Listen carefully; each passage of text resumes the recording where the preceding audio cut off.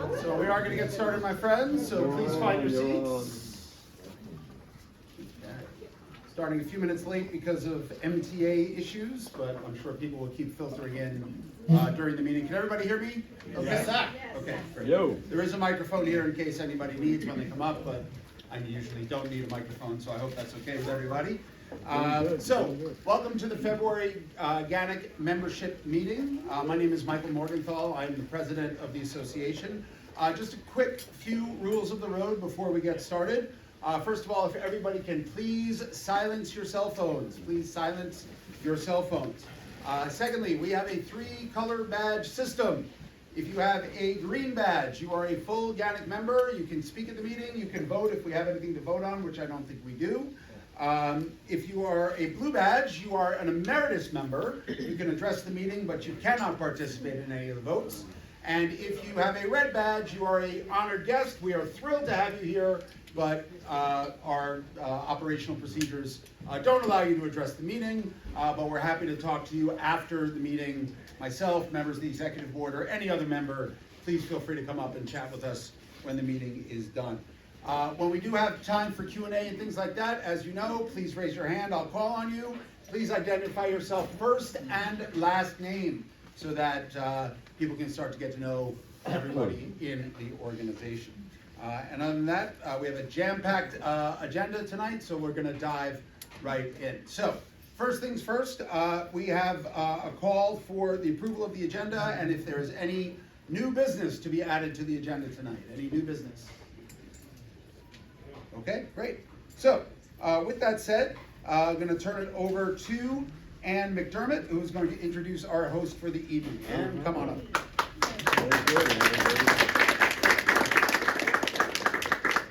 Hello, everybody. I am delighted to be here because my father was a lifetime member of the American Legion. He was a veteran in the Korean War, and he lived for the Army. So I'm just happy to be here for that. Yeah, and my friend, I'd like to say thank you to my friend Kathy. She's the reason we're here because she and I went to grammar school together, and she's the one who introduced me to this place because I was born and raised down the street. Whoa. Thank you, Kathy. So I want to introduce our host. Christopher Hardej is a lifelong resident of Brooklyn, minus his military time. Grew up in Park Slope, 3 blocks from here, and currently resides in Bensonhurst. He joined the military in 1985 flying F-4 Phantom jets and then HC-130 rescue aircraft. Chris retired after 28 years as a lieutenant colonel from the Air Force New York Air National Guard. He also retired from the New York State Department of Transportation after 28 years doing metropolitan planning and coordinating federal funding for highways, alternative fuels, and safety advisory working group. Chris is also a docent at the now closed 9/11 Tribute Center, doing 750 tours at Ground Zero over 15 years. The now closed museum specialized in the person-to-person history, where he worked on the 82nd floor of the first tower and was inside the underground mall when the first collapse took place. Chris is a lifetime member of the Veterans of Foreign War, VFW, and at this American Legion, and he is the commander of this facility. So welcome, Chris.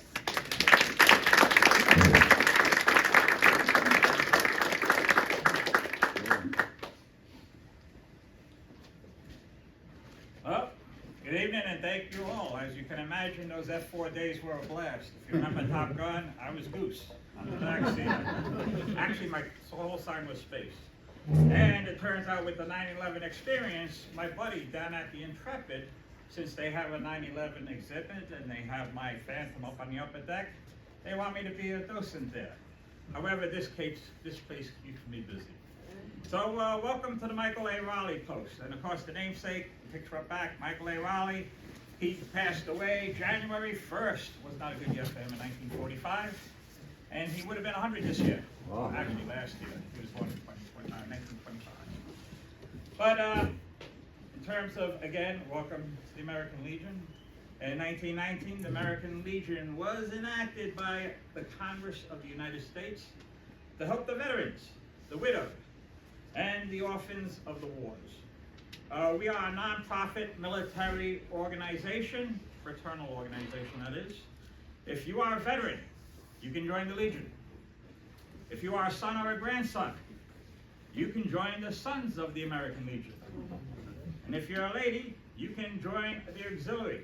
And the latter two are chapters of the American Legion. As commander, I make my decisions based on the four foundational pillars that we have in terms of Veterans Affairs and Rehabilitation, national security, Americanism, and children and youth.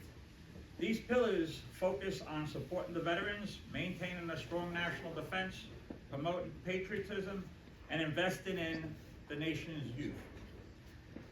Where we differ from the other American Legions is that we represent the resting place of the Maryland 400. Veterans of the then new nation and the Battle of Brooklyn. More so, you know, we have a parking lot in the back there, and of course there's a flagpole toward 8th Street there. It turns out we figured for the most part, and of course there's been many stories over the years from the people that lived there a long time, that it's pretty much passed on the other side of the flagpole and along 3rd Avenue between 7th and 8th. However, you know, I'm always debating that with Kim, and of course I know you met Kim, and you know, we do work with her quite a bit. It turns out that, you know, when you're in war there, you're gonna hastily bury them where they lie. And we are on the outskirts of the Stonehouse property pretty much back then, and this was marshlands back in the day. The building was a church around 1900. You can see a picture of the original church on the back wall there. Hey, the front is still the same. The only thing missing is the cross on the top. I say it was a house of worship then, and as you saw the bar, so it's still a house of worship. Each anniversary, we do meet by the flagpole back there to remember the Maryland 400 with the reading of the names. Working with the old Stonehouse and the organizers of the Irish American Parade, the annual commemoration was coordinated. And around 2006 thereabouts, the reading of the names moved to the old Stonehouse, where it is done today, and we participate in that remembrance. And I'm glad Kim's doing it because she does a tremendous job, and I couldn't come anywhere close to what she does. However, we still come back to the post to commemorate the Maryland 400 here after we commemorate up there. Norman, who you will hear from shortly, is spearheading an effort to put a mural of the Battle of Brooklyn on the parking lot wall. We got a new wall there, it's nice and white, primed, ready for him to go. And it's gonna be the backdrop for the flagpole when we end up having our commemoration in the back. We also teamed up to support the Sons of the American Revolution, and they support us because, yeah, again, this is about the Maryland 400 in terms of this specific post, in addition to Michael A. Rowe. And of course, I'll be around, as you mentioned, if they have any questions, I'll be around. Okay, thank you. Thank you. We've time for 1 or 2 questions from Commander Hardej. If anybody has questions right now? No. Okay, great. Thank you, Commander. Thank you for having us. Oh, did you steal my agenda? I did. I thought I could get Can't away trust with these military guys. All right, so my friends, thank you again for trekking out to Brooklyn. Gong Hei Fa Choi, so happy Chinese New Year coming up in 2 weeks. Oh, that's right. The year of the horse, or the fire horse, as I've read. Also, happy Mardi Gras for anybody who's going to be celebrating that. I think they fall on the same day this year, actually. I hope everybody's making it through the ice planet that we've become here in New York City. It's funny, I was talking to a tour operator in December, and he said to me, oh, the winters have been mild. Do you want to do we want to put some extra tours on the schedule, January and February? He miscalculated by just a little bit, but I hope everybody's staying warm, keeping your clients warm, or just using this time to catch up on non-tour things. So it is a real honor to be here, and again, Commander, thank you for having us. As you all know, this plays a huge role, this site, in the Battle of Brooklyn, which is going to be referenced a lot in the America 250 celebrations, which are taking place throughout New York and throughout the country this year. So it's the anniversary of the Declaration of Independence, but also the anniversary of the Battle of Brooklyn, which was the single largest battle in the entire American Revolution. So it's really apropos that we're here, and it's really quite an honor. Our America 250 committee, which is led by Gary Dennis, you're going to hear from him a little bit later tonight. We'll be reporting on our efforts. But the Education Committee also asked me to mention this in my president's remarks, to put out a call to GANYC members to develop fam tours around the America 250 celebration. So in order to submit an idea for a fam tour, there is a link on the members section of the GANYC website where you fill out a quick form describing your tour. The Education Committee reviews it and then schedules a date for you all. I'm working to facilitate better communication between education and the America 250 committee so that everybody's on the same page when it comes to all this. But in any event, please, if you have an idea for an America 250 related fam tour, certainly think about it and go to the website and enter your information. Okay? Now, I'm sure the irony is lost on very few of us in this room that as we're celebrating the America 250 anniversary, it's coming at a time when our very democracy is under stress more than at any other time, at least since the Civil War. And for us as tour guides, the way it's going to affect us, unfortunately, is with our livelihoods. In 2025, tourism to New York and the U.S. declined, particularly in the international inbound sector. And as we discussed at last month's meeting, the current administration has proposed sweeping new regulations to require visitors from visa waiver eligible countries to submit 5 to 10 years of emails, phone contacts, social media information in order to enter the United States. We crafted 2 statements in opposition to this proposal. The formal GANYC statement is posted to our website, and we just sent out another email blast to all of our contacts today to let them know what's going on, and Jeremy got it all up on our social media as well. Thank you, Jeremy. And a call to action was emailed to all of our members on January 27th to send in comments to the official comment section for the Department of Homeland Security, and also other ways that we can fight against this truly terrifying proposal that would have just a devastating effect on international inbound tourism here in the United States and in New York. The official public comment period ends February 9th, so we have about 1 more week. So if you haven't already done so, please craft an email. You can use the templates, which are saved to the GANYC website in the members section. You can customize it however you like, but it's just a jumping off point for all of you, and send that in. There's also information there on how to make how to contact specific elected officials, both federal level, state level, and local level as well.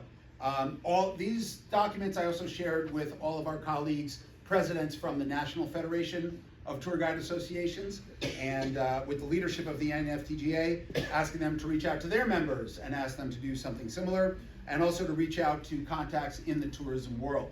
I'm not sure that this has really happened on the NFTGA site in terms of big tourism organizations, but I've started reaching out on GANYC's behalf to some of these associations and organizations as well.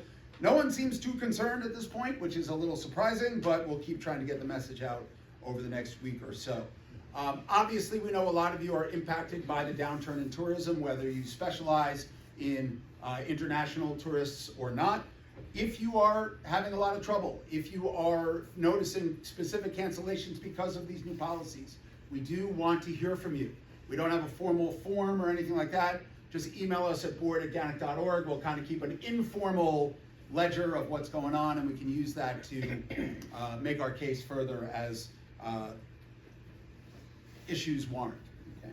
Now, despite all of these difficult headwinds, we are thrilled that we had such a robust renewal period. Our renewal period ended last month, and I want to thank each and every one of you who renewed your membership in GANYC. I looked this morning, we currently have 347 members, plus 9 emeritus members. So that puts us, obviously that includes a few new members who've joined since the beginning of the year, but that puts us at like an 87% retention rate, which is just off the charts. So thank you, but it also gives us validation that perhaps we are doing something right with our community here and the services that we provide to the membership. So thank you to all who helped make GANYC the premier local tourist guide association in the entire world. Also, please remember to renew your New York City sightseeing guide license. I see some of you have the license now with the pink banner at the top. That's the new license. All licenses are expiring on March 31st of this year. And of course, to be a member of GANYC, you have to have a valid tour guide license. Once you get your new license, please upload it to the website, to the Wild Apricot, which is our membership management system. And when I send out my president's remarks in the next 2 days, there'll be directions on how you can do that. It's very easy in Wild Apricot. One last thing, if you have any difficulties renewing your license, do not contact us. We have nothing to do with the licensing procedures here. Please reach out directly to the Department of Consumer and Worker Protection because that's pretty much what we'll tell you to do anyway. So please just keep that in mind. A few people have said there's been some delays, but hopefully it's isolated incidents. So now, speaking of membership, some of you may have seen a post on Facebook. The membership committee reached out to the executive board looking to adjust how we conduct our new member interviews. And there's been a robust dialogue in the last couple of weeks between the committee and the board, and we're working to implement some new procedures that will include a second monthly new member interview session to allow more guides to interview to become members. However, I do want to make it clear, because this was subject to some debate on Facebook, that the board will always have a primary role in interviewing and approving new GANYC members, as it is laid out in our bylaws. In the coming weeks, we're also going to work to re-examine the questions that are asked in these interviews, and also take a look at the application itself, which has not been updated in quite a few years, to see how we can make it current and as attractive to new members as possible. Speaking of Facebook, some of you have noted that the Facebook page for the NFTGA, which until recently I think may still be called the National Federation of Tourist Guide Associations, but on their Facebook page, they changed the name to the North American Federation of Tour Guide Associations. The change has not been made on their website. So it's a little confusing what's going on right now. For those of you not familiar, the NFTGA is our umbrella organization that all local associations in the United States are part of. I know that Jim Carr, president of the NFTGA, has had a meeting with the president of the Mexican Tour Guide Association. He's looking to kind of create a bigger umbrella, especially in these perilous political times. But it's not exactly clear if this change was approved by the NFTGA board. So we have a president's call every month. All the presidents of the various associations get together to talk about issues. I'm going to ask if this is an official change and when we can expect to see new documentation and a new logo that we can put on our website, and just find out what's going on. This change, it's kind of raised a few red flags. It's more kind of inside baseball. We don't really have to get into that tonight. If anybody has some questions about it, you can certainly ask me, but I'm going to try to get some answers on that, because it is a little confusing right now, and I'm sure it's going to be a topic of discussion in Japan, where Jim is right now. Speaking of the NFTGA, please save the dates. January 13th to 15th, 2027. Which will be the next NFTGA convention. The last one was in Philadelphia in 2025. This year it is going to be in Salt Lake City, Utah. Oh. And the president of the Utah Tour Guide Association, Kevin Earl, has been working really hard on putting together a great program. It's a beautiful part of the country. We'll provide updates as registration and other information becomes available. But of course, there is another major convention, tour guide convention, about to kick off out in Japan, the World Federation of Tourist Guide Associations, the WFDGA. We have several members attending in person, and they'll be reporting back to us when they return at membership meetings and in written reports about what was going on over there. But there is an online component to the convention, and it is not too late to register. If you go to the WFTGA's website, there's a link there. I'll also include it in my report that I email out. The online sessions begin in Japan Sunday morning at 9 a.m. So what is that here? That's Saturday, February 8th at 7 p.m. And we know obviously the time change makes it difficult, or the organizers know that the time change makes it difficult. So all of the online sessions will be recorded and available on demand for anybody who registers for them. It's 100 euros, 120 bucks. I don't know the exact exchange rate right now, but it is worth checking out if that is of interest. And the agenda is on the website as well, so you can actually see what you're signing up for before you actually sign up. Now, GANYC is a full member of the WFTGA, and as such, we have the right to attend the General Assembly, which is the meeting of all the different delegates from all the different countries, all the different member associations of the WFTGA. This is the meeting where the decision on where the convention will be in two years takes place, also where the new executive board is elected as well. Obviously, I am not there, but there is a mechanism for me to represent us as a delegate virtually. We actually get 2 delegates to attend virtually, so both myself and Catherine Hill will be attending the 2 General Assembly sessions, and will report back to the membership on any issues that come up there. I will be in touch with Jim Carr, the president of the National Federation, to express to him the desires in terms of how I think GANYC might want to vote. We'll be in touch via WhatsApp. Even though we are members, we do not get a vote. Every country only gets 1 vote. So we are voting under the banner of the NFTGA. In case you're wondering, there are 4 countries bidding for the 2028 convention: Ethiopia, Kazakhstan, Malaysia, who also bid 2 years ago, and Peru. Okay, I'm just starting to look at the bidding documents because they just made them available to the delegates. My initial instinct is to support Peru just for the sake of convenience for our members. Not a big time change if we make that trip. And this would only be, if it's Peru, it would only be the 2nd ever WFTGA convention in the Western Hemisphere. There's never been one in the US. There was one in Montreal, then there'd be one in Peru. Obviously, we bid to host the convention, didn't win a few years ago. But a lot more goes into the decision-making, including financial considerations and the bidding proposals of each country, so we'll take all of that into account before we advise Jim of our opinions.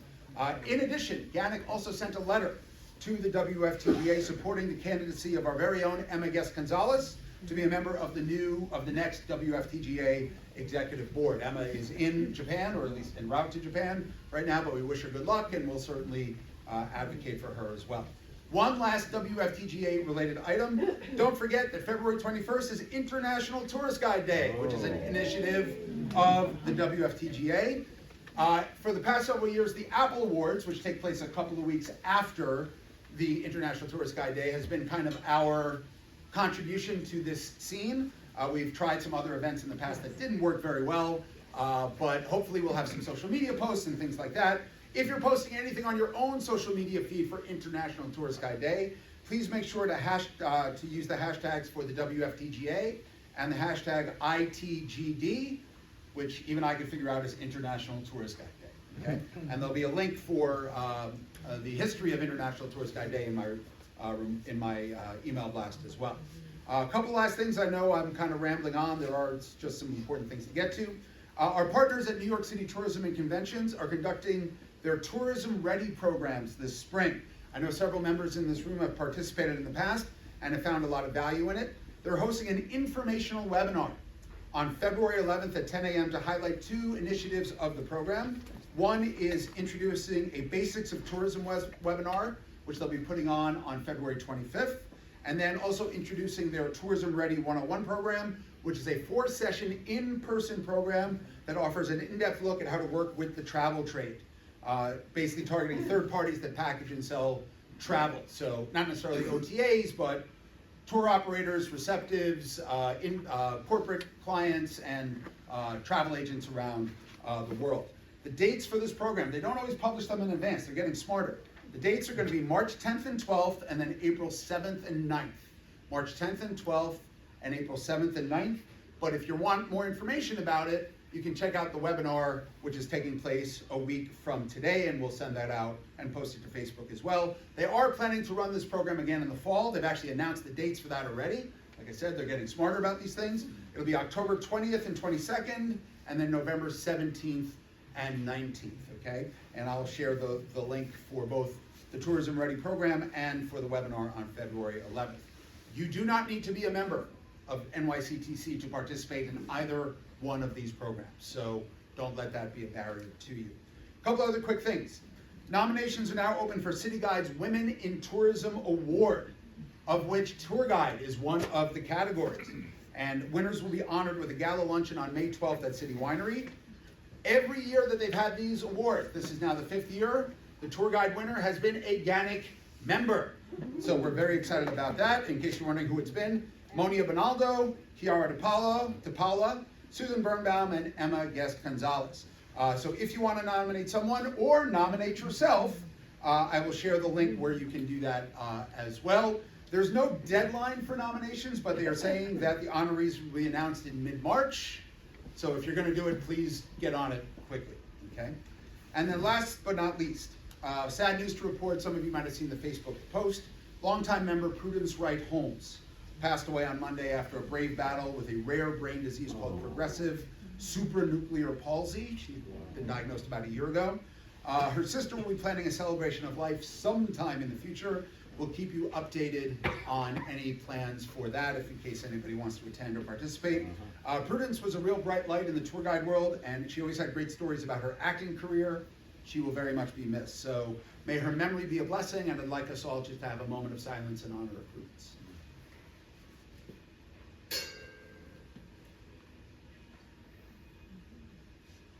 Okay, thank you, my friends. So before I turn it over to the next item on the agenda, any questions for me, my friends? Yes, stand up and identify yourself. Nina Mendy, a promotional code for the Japan, do we get a discount as GANYC members? We do not. We don't. The only people, we do not get a discount code to attend the WFTGA because the only people who can attend the WFTGA are members. So, Okay. yeah, they are doing some discounts for people from tour guides from third world and underdeveloped countries, but yeah, there's no discount code available to us. No matter how much we seem to be becoming a third world country, we still don't know. Any other questions or thoughts, my friends? Okay, great. So, oh, I'm sorry. Stand up, please. Stand up. I found out from Stand up. Stand up. Stand up. Oh, sorry. Identify yourself. I am Bill Goodhart. Thank you, Bill. Meanwhile, I found out today from a travel agent in Calgary, Alberta, that they are not sending anybody to the United States, period. Sadly, that is a common refrain, Canadians and Europeans and other people from around the world. Something we're gonna have to band together and really support each other because I think most of us are probably, unfortunately, going to see a dip in our revenues in 2026, but fingers crossed, you never know, things could change, but yeah. So, but certainly email us at board@ganyc.org with these anecdotes so we can kind of compile them and use them in future advocacy efforts. So, okay, so let's keep moving along. Next up, we're gonna have our first of our two guest speakers, and I'd like to invite George Tonkin up to introduce him. George, come on over. Since I'm a retired National Park Service Ranger, I worked with Norm Goben for many years. And one thing, we do not clap when he comes up. We go, huzzah! Right, smile, everyone. Huzzah! Huzzah! Or hooray! What?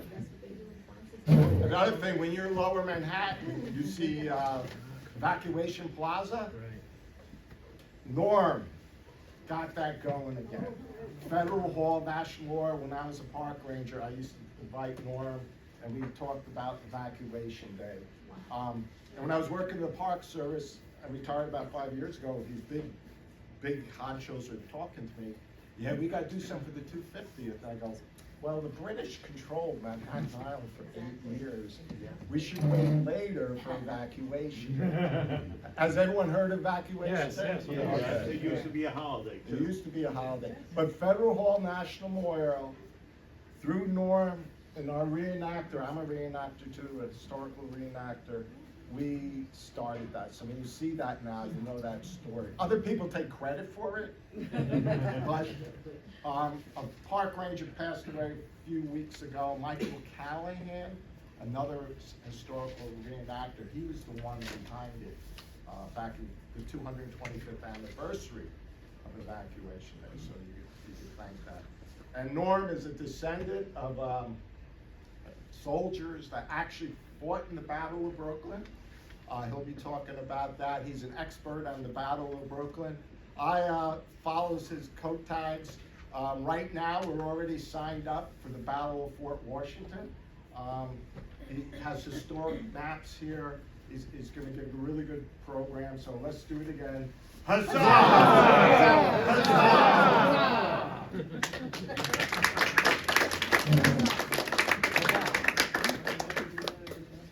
Thank you, George. A warm welcome. Thank you.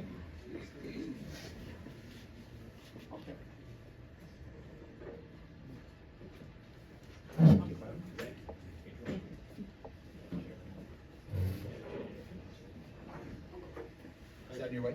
No. I thought I was gonna slide it off.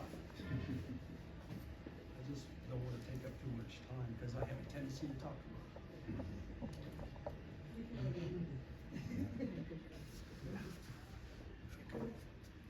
Start. Well, thank you very much for having me here this evening. I guess Chris has pointed out that this happens to be one of my hangs.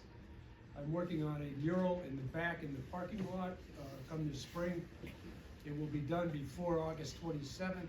And we will accept any donations here at the Raleigh Post. If you just put in the lower left for the mural. Thank you very much. So I am a descendant of the American Revolution. I am an SAR member in high standings. I've got many awards for what it is that I do for the Sons of the American Revolution. I did speaking engagements at Fort Lee, as well as Fort Greene right here around the corner. I have 11 descendants, 2 of which fought right here in Brooklyn, at the Battle of Brooklyn, on Battle Hill. Has anyone here heard of Sherwood? Atlees? Yes. Atlees, you've heard of Atlees? Well, my descendant was in Atlees. That was one of the regiments. Was it Delaware? No, it was Pennsylvania. Pennsylvania. So the Battle of Long Island, some like to call it, now that Brooklyn takes up most of this end of the island, we call it the Battle of Brooklyn, and I'm a member of the Battle of Brooklyn. Okay, on the American commander side, we had the overall individual of the battle was Putnam. We used to call him Old Put. And Sullivan and Surley. Atlee was under Surley. I'm going to try to point you all to Atlees to keep it kind of family friendly, if you will. The British commanders were Cornwallis, Howe, Clinton, Thurlope, De Heiser, and Percy. If I could have my assistants Chris and George hold up these 2 maps. Everything I'm going to be speaking about is reference to these 2 maps. The main area, this has an immense amount of detail. I wish you all would take a look at this. I'm going to leave them here throughout the evening so you all can take a good look. This one is a little bit more cartoon. This is by Colonel Carrington, and this is a compilation by Johnson, who took most of his information from Stiles. Compilation meaning he added the battle scenes. Thank you, guys. Please come by and take a look at this. You'll see on these maps the individuals which I'm going to speak about. Basically, I've been asked to speak about Colonel Atlee. Now, Colonel Atlee is not receiving a lot of attention because all of the attention goes to the Maryland 400. Maryland 400 consists of approximately 400 Marylanders, which we lost 256 of, trying to cross the marshes of Gowanus. As Chris has said, this entire area here was all marshland. Okay, within the marshland there were 2 mills. There was an upper mill and a lower mill. And one of the people I have read has said that one of the bridges that went across the mill was actually burnt by our people, the colonists. so that the English would not follow them through. Okay, but I've only read that once. But with the hecticness of, and the fog of war, there's a lot of things that we get wrong. If you read, we'll say 5 or 6 interpretations of a particular battle, you'll find out it actually boils down to maybe 2 real interpretations. Okay, if you go with the first person, which I prefer to do, a person who was there on the ground, seeing it for real, I have a tendency to believe that. One thing you don't want to do is believe these people who are there saying too much good for their side, because most likely during that time period, what they're doing is they're bolstering their side. Okay, 100 guys died, they say it's 200.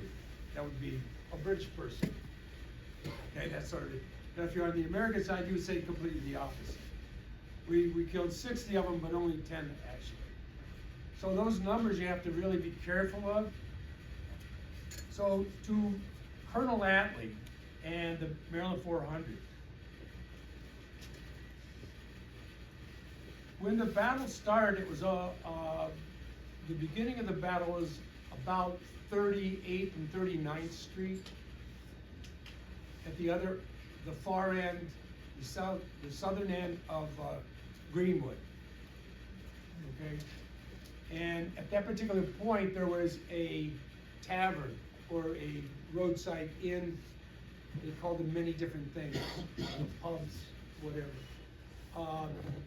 This individual at the Red Lion had used his tavern not only to house people, feed people, etc., but he also had it as a tourist attraction for people who were moving through, we'll say from New York City to Philadelphia or whatever. One of his draws was a watermelon patch.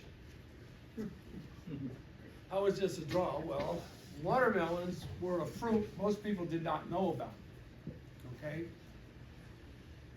Another thing he had at this tavern was a footprint of the devil in a rock. Okay, this brings to mind that song of Charlie Daniels playing the fiddle with the rock, the devil or something like that. Okay, thank you, everybody. I got the little mind stutter there, but you know the song that I'm talking about. Anyway, that kind of brings it locally. And after I was doing a little bit of research on that particular area of Brooklyn at that point in time, it was actually called the Stone Lot. Okay, meaning you couldn't farm there and all that sort of thing. Just north of there were plenty of orchards, a lot of orchards, and at the foot of the hills were bushes and stone walls. Further up the avenue, above Greenwood, around 18th and 19th Street, okay, that's going to play an important part here, would be the other end of Grant, General Grant, coming up the Shore Road. So early in the morning, down at, we'll say, 36th, 39th Street, somewhere around there, these Englishmen had come to the watermelon patch, and they were found out, and they were shot at. That was the beginning, right then and there at the Red Lion Inn. And when they were shot at, they sent by the way, there was a picket. A picket of men would be approximately 126, and they were all Pennsylvanians. A lot of Pennsylvanians fought here in the Battle of Brooklyn, a lot. So the 126 on one picket, waiting, anticipating the army to come up Shore Road. This was the overall understanding of spies as well as His Excellency George Washington. This is all the information he had. And so his anticipation of them coming up the road was real. Here was the spark, off goes a runner up to Putnam, which was behind the lines in Brooklyn. Okay? You have 2 ways to talk about the battle: in the lines and out of the lines. In the lines, you're life expectancy would be 2 to 1. Outside the lines, with the numbers, it would be 7 to 1. So it's like 7 guys against 1 person, that sort of thing. So those are the odds that we're talking about. Okay, so when this firing of this musket went off, we went up to Putnam. Putnam told Sterling. Sterling turns around and tells his people, let's go, they're on the road, blah, blah, blah.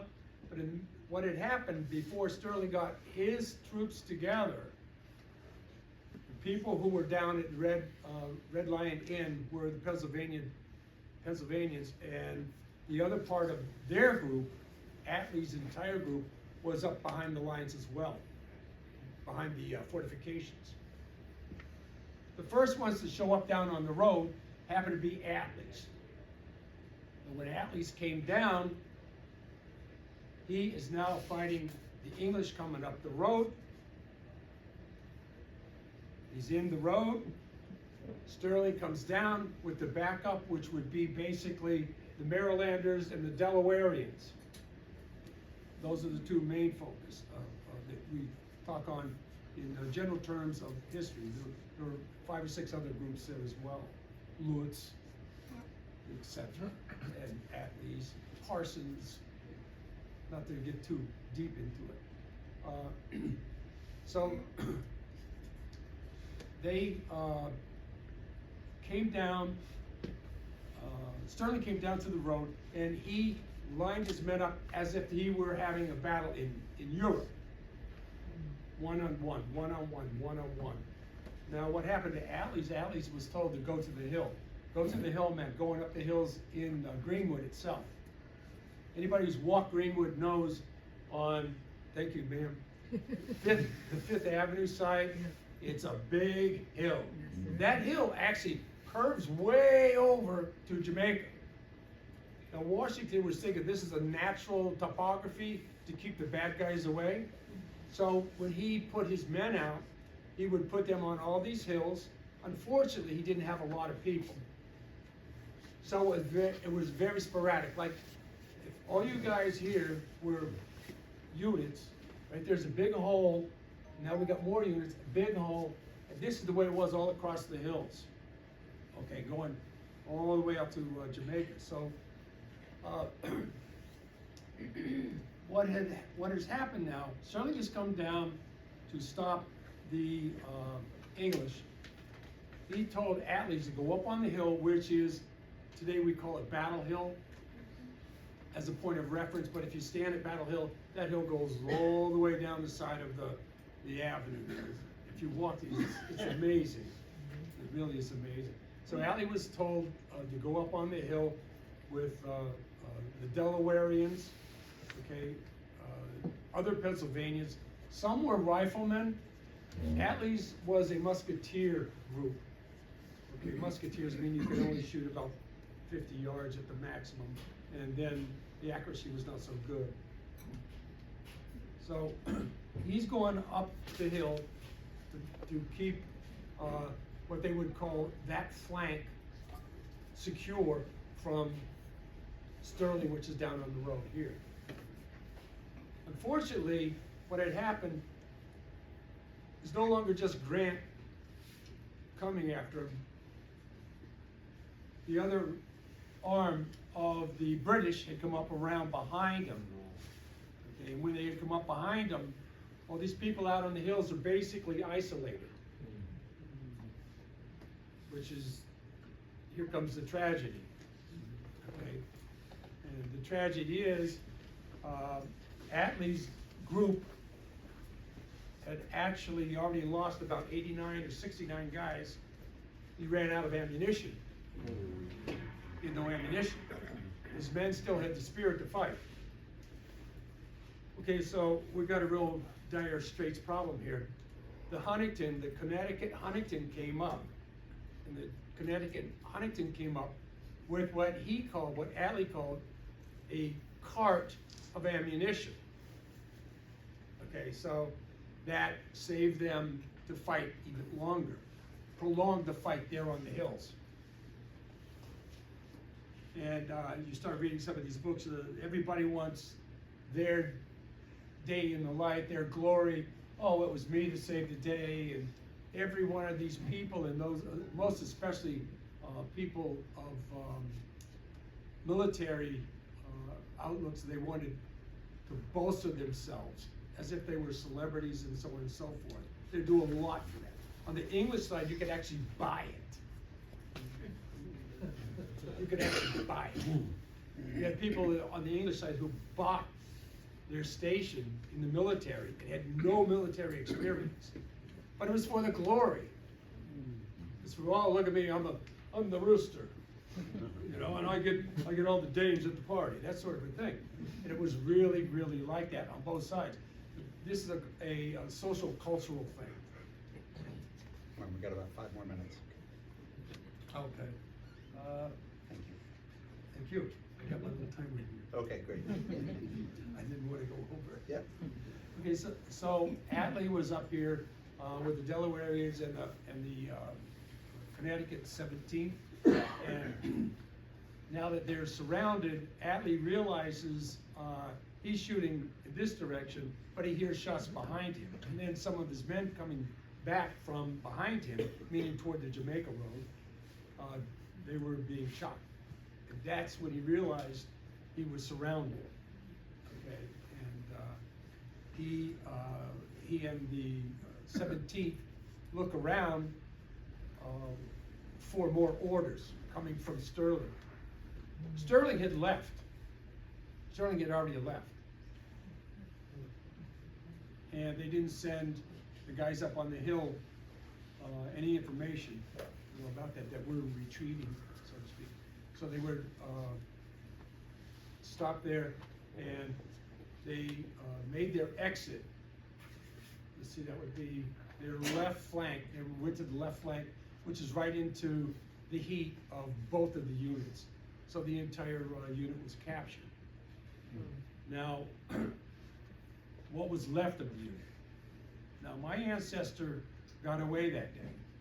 He got across the waters, across the marches, only to be captured at Fort Washington. He got captured at Fort Washington with 2,800 other people, and then basically sent back to Brooklyn at the Wallabout Bay. Spent 2 years at the Wallabout Bay, and lucky for him, he had a rank of lieutenant. So he got out, and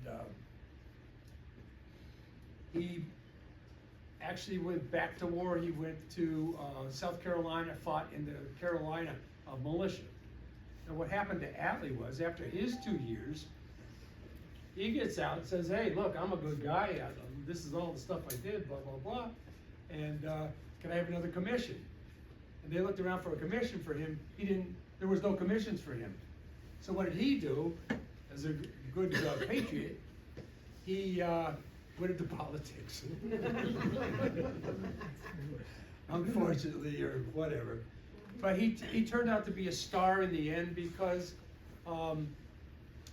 he fought extremely hard for those who had survived the war to get pensions in Pennsylvania. And that's his legacy right there. Thank you very much. We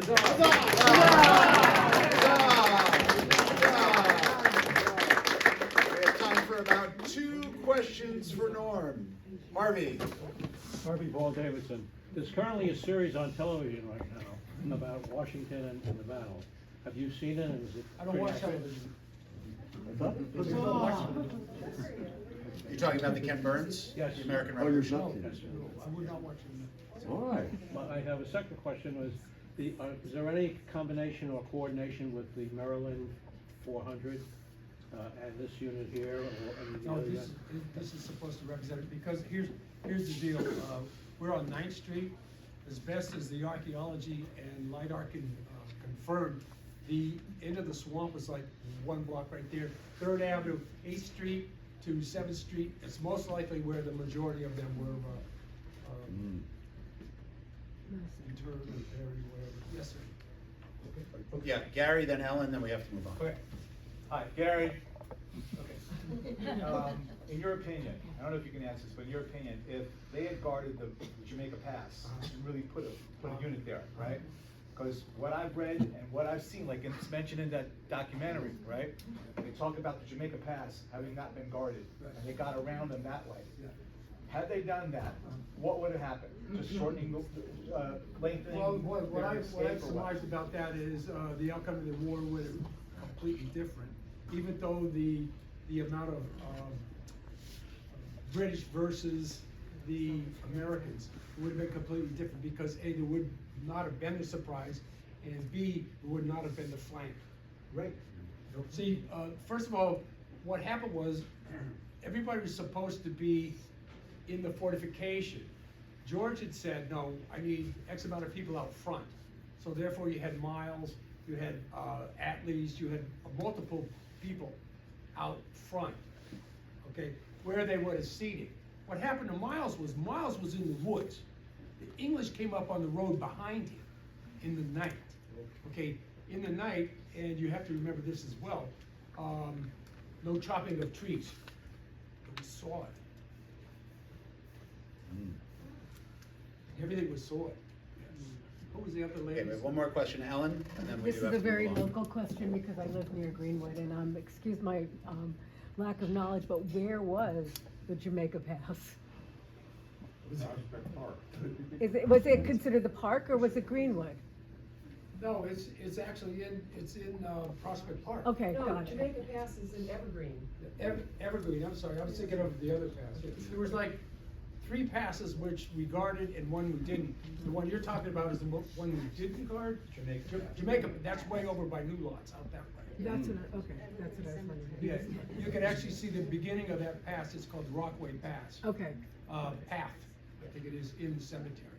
You just barely go in the cemetery, up off to the right, you'll see it right there. Beautiful monument. Thanks a lot, guys. Thank All right, one more. 3, 1, 2, 3, huzzah! Huzzah! Huzzah! And don't forget to look at my maps. I'll be there to show you all the spots that I forgot to fill in when I was talking up here. A little nervous tonight. You did great, thank you so much. Okay. So we're gonna move along, I'm gonna call up Lisa Puccio to, oh, no, sorry, Eileen, sorry, my mistake. Eileen Rourke to introduce our guest speaker tonight. Eileen. That's a hard act to follow. I do want to thank Lisa because she handled a lot of the logistics with Eric, so thank you very much. I am delighted to introduce Eric Washington, who's no stranger to tour guides in GANYC. Eric K. Washington is an independent scholar and author. Tonight he will be speaking on his biography book from 2019, published by Liverite, Boss of the Grits, the life of James H. Williams and the Red Caps of Grand Central Terminal. The book received the 2021 GANYC Apple Award. It also won the Herbert H. Lehman Prize for Distinguished Scholarship of New York History, a special recognition from the Municipal Art Society's Brendan Gill Prize Selection Committee. For his advocacy of Manhattan's 19th century colored school number 4, that is what they called it, which he gave us a presentation on back in 2023, just before it became a city landmark. Eric received preservation awards from both the Historic District Council and Victorian Society. Last year, he received the 2025 GANYC Lifetime Achievement Award. Welcome back to GANYC.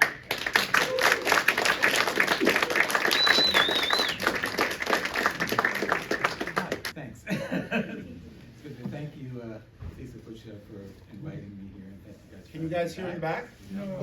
Okay, there is a microphone Is here. this- Eric, if you want. Yeah, should be on. Hello, testing, can you hear me? No.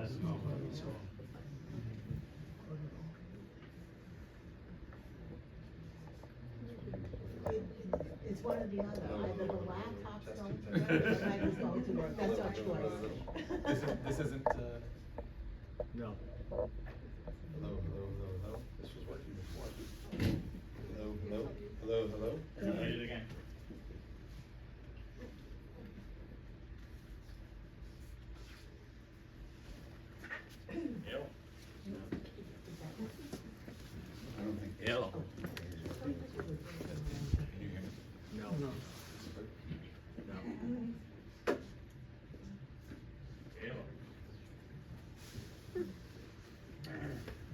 Hello.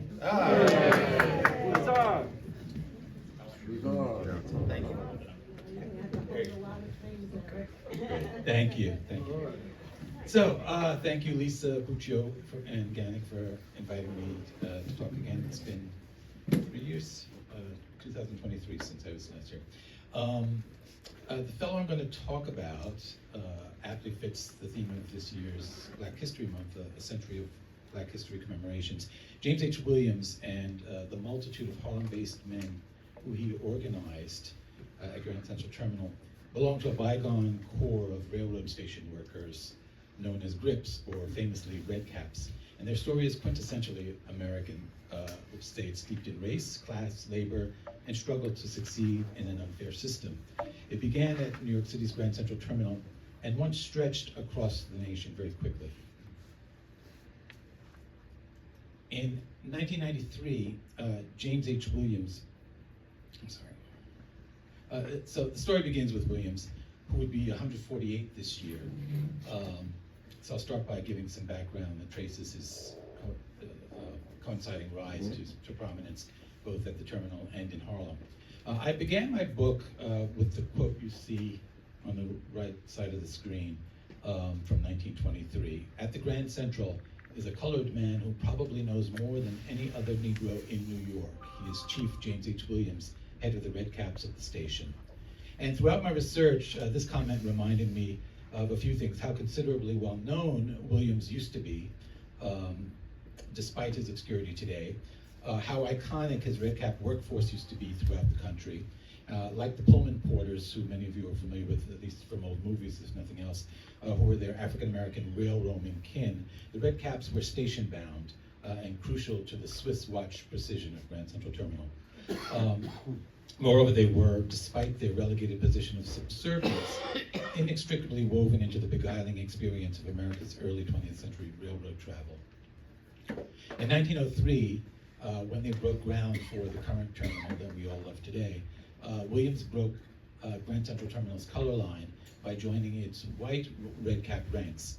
For nearly half a century, he supervised men confined by race to the station's lowest public positions, though their labor was essential to the railroad system. Notably, he employed black college students who came from across the eastern seaboard seeking short-term work to support their studies. Many later became leading professionals nationwide. Williams' life spanned pivotal moments in Black New York's transformation, reflecting Reconstruction's optimism and the determined commitment to racial uplift that later fueled the new Negro movement and what followed it and overlapped it, the Harlem Renaissance.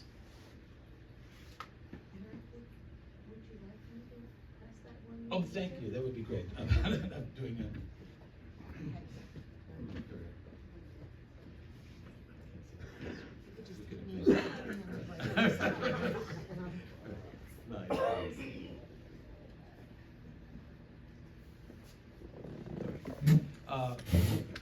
Native New Yorker. He was born on August 4th, 1878.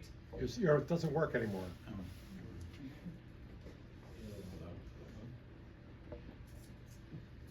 If I just talk loud. Hello. Here, this one's working now.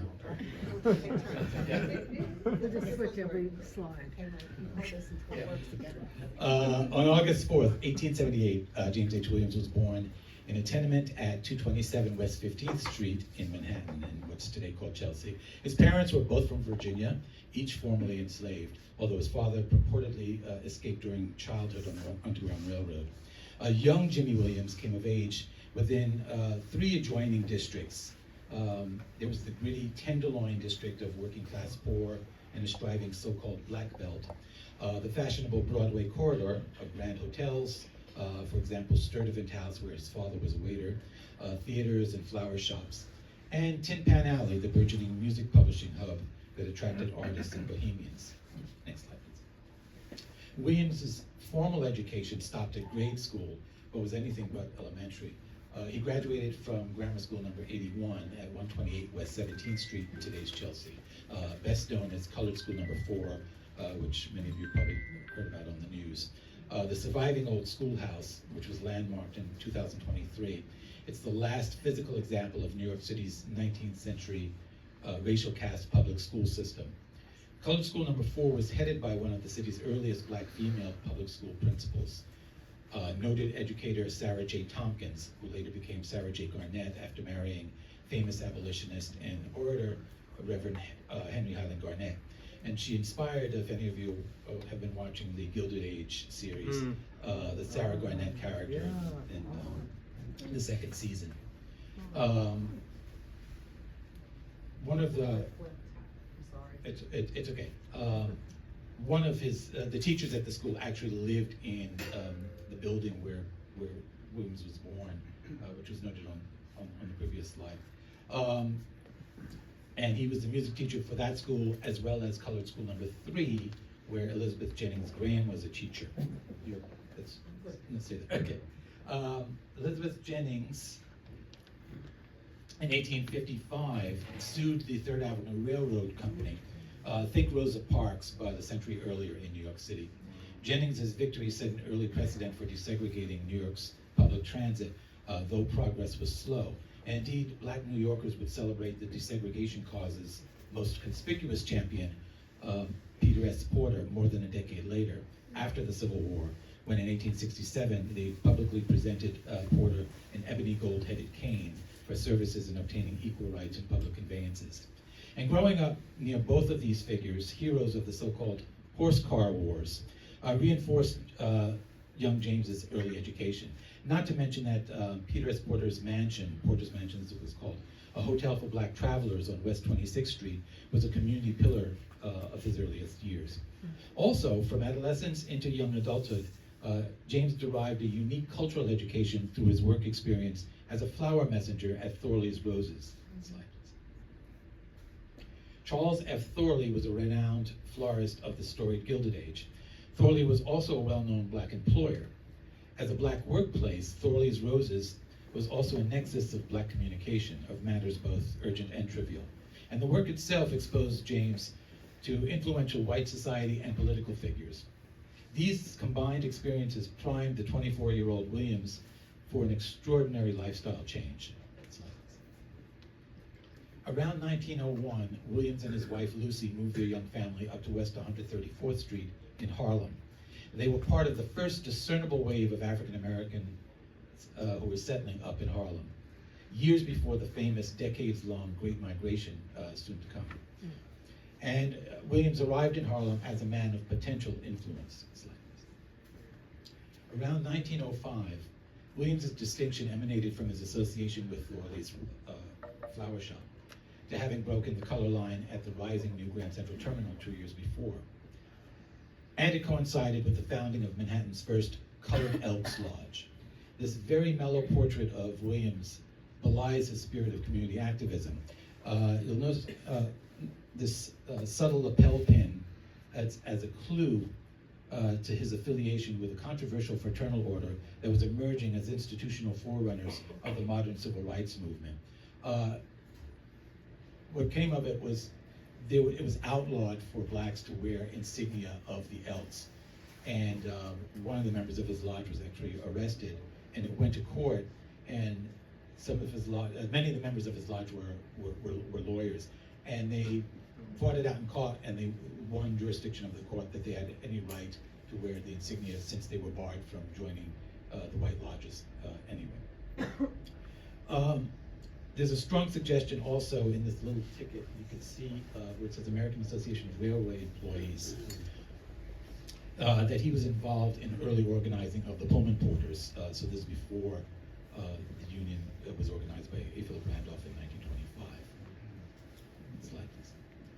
As I mentioned earlier, I was fascinated by how Williams's life, nearly 70 years, moved through major historic eras and events of 19th century and 20th century America, springing from the American Civil War and Reconstruction era of his parents.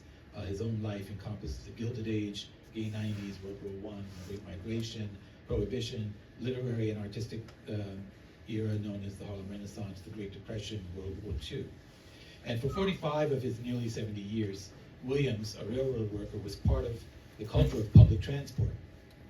In 1903, the 24-year-old Williams was hired, as I mentioned, and his position was as an attendant. That's what they were technically called, not red caps, but because of their attire, red caps was sort of the natural thing to call them. The system, whose men wore red caps, had been established 8 years earlier in 1895. The workforce was originally all white, but as it was the station's lowest ranking job, disgruntled white red caps moved to higher station departments. While this attrition of the white red caps prompted a reassessment of the red cap system, Williams was thus hired. Slide, please. So the color line barred black workers from similar promotions. And within a year of Williams's hire, the red cap workforce was almost entirely African American. And for decades thereafter, black red cap porters became a routine feature of every urban traveler's railroad itinerary, hauling back passengers' baggage and appearing in ubiquitous advertisements, public information, and literature. The next slides sample this visual culture, whose portrayals range from straightforward documentation to wry observation and at times overtly grotesque racial stereotyping. Next slide. Next slide. Next slide. The golden age of railroad travel spanned roughly 4 decades, from about 1900 to the 1940s, and it brought Williams an uncommon form of visibility, not celebrity of the stage or salon, but distinction within labor and service. Racial uplift defined the era, and Williams may have heeded the counsel of a local leader he knew. If we cannot move forward, let us mark time. Williams appeared to do just that. In 1909, he accepted promotion as chief attendant at Grand Central Terminal, the station's first and most prominent African-American officer, a post he held until his death in 1948. And the timing was auspicious. He stood astride 2 cities within the city: Grand Central's self-contained terminal city, comprising a campus of shops, restaurants, galleries, offices, etc., and Harlem, heralded as the world's largest black community, a part of and yet apart from the general life of Greater New York. And positioned between workplace and home, Williams occupied a singular vantage point from which to emerge as a leader. An incident soon after his hire in 1909, his promotion in 1909 as chief attendant, reveals the depth of his conviction. On the evening of September 14th, he summoned a large group of red cap attendants to a gathering hall on West 53rd Street, which was then still the center of black life despite the growing migration to Harlem. Williams called the meeting on a matter of urgency. At Grand Central, red caps worked amid active rail service while construction crews were building the new terminal around the old station. And the dangers were real. A fatal accident had claimed one of Williams's men the previous month. More personally, Williams's infant daughter, gravely ill, died a week later. And these losses sharpened awareness of the red caps' vulnerability. They were uninsured, unsalaried, and dependent upon tips. And Williams responded decisively. He urged the porters to organize the Beneficial Association of Grand Central Terminal, a mutual aid society composed exclusively of station employees to assist members in case of sickness, injury, or death.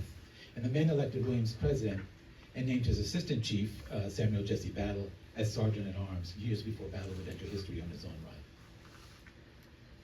And this early episode, I think, illustrates his leadership style. Unlike the collective bargaining-based union model that A. Philip Randolph would later use for the sleeping car porters, and that later still would inspire Willard Townsend in unionizing the red caps in 1937. Slide. So Chief Williams escorted statesmen, movie stars, social elites, athletes, clergy, and other dignitaries to and from their trains with masterfully tactful discretion. And one writer observed, no Grand Central passenger can consider himself a big shot until Jim has personally met him.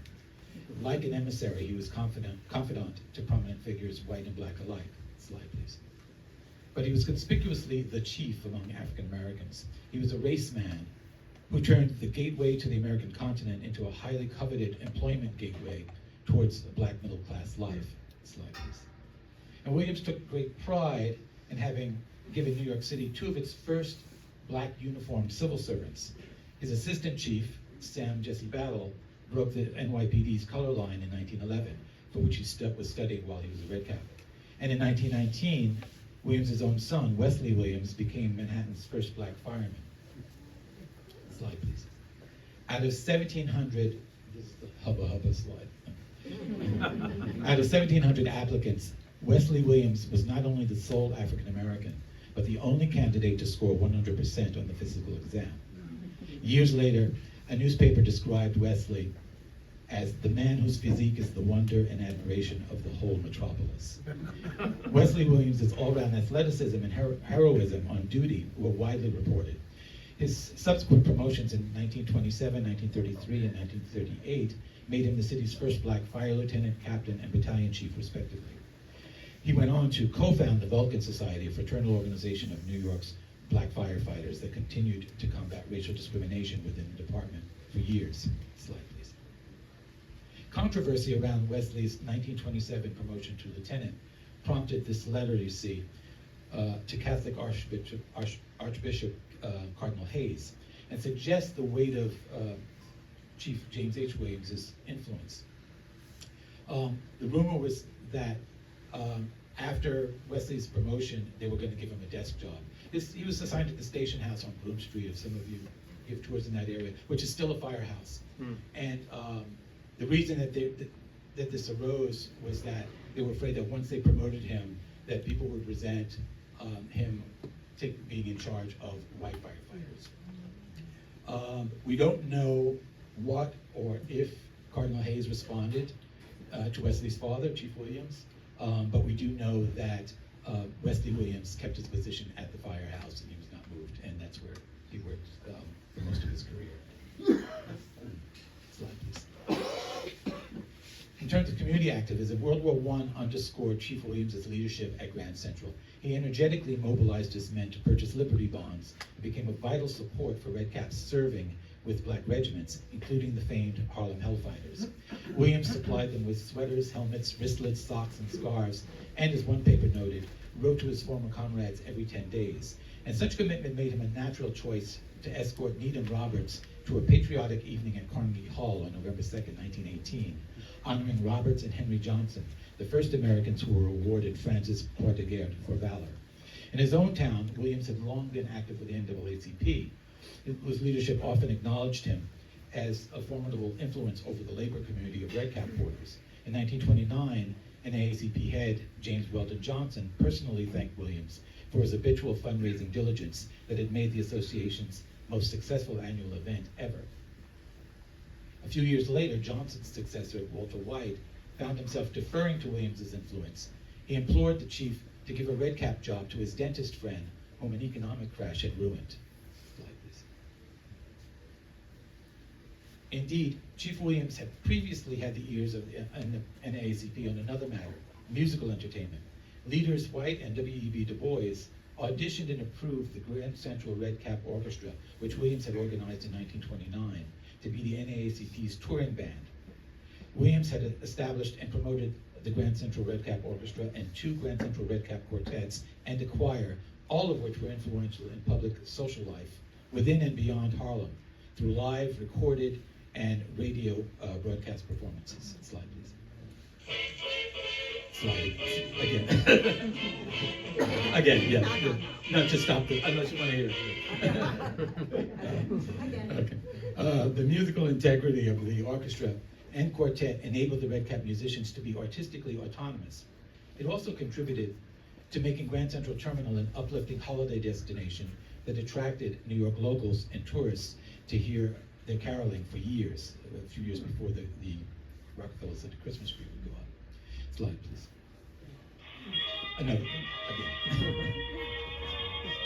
All right, next slide. I know, unless everyone's willing to dance. Perhaps it was, and he was inspired by his son Wesley's physical gusto that Chief Williams strove to bridge the separate worlds of Grand Central and Harlem through athletics. Indeed, his name emerges in the annals of Negro League semi-pro baseball. In 1918, he masterfully rebuilt the Grand Central Terminal Redcap Baseball Club. He publicly challenged white executive Nat Strong, the most redoubtable figure in baseball bookings and playing fields, for wielding unfair control of the National Association of Colored Baseball Clubs of the United States and Cuba. And during the Black Fives basketball era of the 1920s, sports writers typically opined that Williams' Redcaps players give promise of being an even better team than the Renaissance Five, which was a capable Harlem club. Slide, please. But the Chiefs' name enjoyed its longest athletic tenure in the game of tennis. In 1931, the American Tennis Association, which is the country's oldest active, historically black athletic organization, entered an award into competition that was offered courtesy of the Grand Central Redcaps. For 3 decades, the eponymous Williams Cup, an $800 sterling silver Tiffany trophy, was the top prize of the ATA's National Intercollegiate Championships. It not only exalted the compatibility of physical prowess and academic ambition, it also reflected the unconventional range of Williams's influence. Slide, please. In Harlem's social world, the visibility of the Williamses among the first black residents of Strivers Row ascended and shone both as guests and as hosts. Slide, please. Perhaps unsurprisingly, the Williams family counted among 9,000 guests who Harlem arts patron Alelia Walker invited to her daughter's legendary $1 million wedding. His own 5-year-old daughter, Catherine Williams, was a flower girl on the extreme left there. However, his attendance as an invited guest at the small, skip that part. But Williams himself was himself a renowned host, as Jimmy and his gang, being the chief and his Grand Central Redcaps, his free formal soirees at Harlem's Renaissance Casino or moonlight sails up the Hudson River were much anticipated. Slide, please. In 1952, the writer E.B. White observed in The New Yorker, the nature of a porter's work tends to put him in a class with beasts of burden. Yet the nature of their realized ambitions was in a class above most. Williams himself had not gone past grade school at the former colored school number 4, yet he boasted that the Redcaps' scholastic record outshone any of the other terminal departments. Paradoxically, his Redcaps were both omnipresent and overlooked, and so strikingly overqualified as to be curiosities. An earlier New Yorker writer counted 5 graduate students, 1 an honor student at Harvard, several lawyers, singers, teachers of music, and other persons of some erudition and attainment, who were staffing Sugar Hill, as the terminal's lucrative Vanderbilt Avenue taxi entrance was dubbed. Another magazine article, titled PhD Carries Your Bags, reported that typically 40% of Redcaps had college training. For wryly grim emphasis, Harlem writer George Schuyler wrote, "Turn a machine gun on a crowd of Redcaps at a big railroad terminal, and you would slaughter a score or more of bachelors of arts, doctors of law, doctors of medicine, doctors of dental surgery, etc." And this was the enduring legacy of James H. Williams. He viewed Grand Central Terminal as a proving ground for intellect and character, fondly calling it the University of Human Nature. Slide, please. So one graduate summed it up personally. Only because the chief had a big heart and was proud of his race were hundreds of young colored men able to go through college, said Harvard alum Earl Brown, who became an influential journalist for Harper's and Life magazines and a New York City councilman. And get a quick glimpse of some people who you'll recognize right away. Slide, please. And another glimpse of notables, acquaintances of Williams and the Redcaps. So, I'm not interested in celebrating the Redcaps' occupation itself, but the resolve with which they transcended its rigors deserves commemoration, I think. Although deemed a race man, Williams also embodied a unique juncture between black and white America. Across 45 years, he made Grand Central not only a gateway to one of America's greatest cities, but just as much to one of its greatest African-American neighborhoods, Harlem. And I have no doubt that James H. Williams must now be considered, along with Cornelius Vanderbilt and Jacqueline Onassis, as one of the great heroes of Grand Central Terminal's storied past. Thank you. We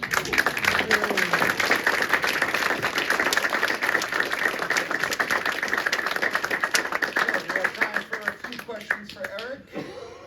James, please remember to raise your hand, to stand up and identify yourself. Yeah. Joseph Salvatore Nipper. Joseph, sorry. Thank you so much. That was fascinating. One thing you mentioned, you said they were unsalaried and relied on tips. Did that mean they weren't paid at all, or just means they were hourly and didn't have like insurance? For the most part, they were not paid, or they were paid very little, and that tended to change, you know, over courses of time. So there's one incident, like who I mentioned, Jesse Battle. He talks about, there was an interesting controversy at one time, I think it was in 1907, and it got to the ear of the person who ran the department that oversaw the red caps, that they were making a lot of money in tips. This is a whole other topic because tipping was in itself was very, very controversial early in the 20th century.